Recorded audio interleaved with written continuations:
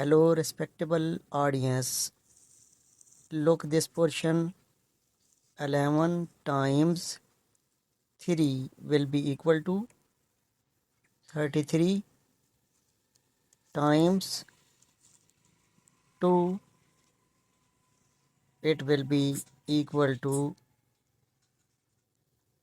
66 divided by 66 will be equal to 1, means 1 will be our answer. But remember that it is incorrect. Why it is incorrect? Because we have to move from left to right according to PEMDAS rule. So first of all, this division should be solved, then this multiplication, and then this.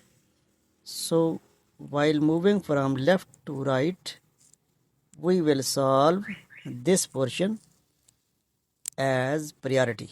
So 66 divided by 11 will be equal to 6, multiplied by 3 multiplied by 2.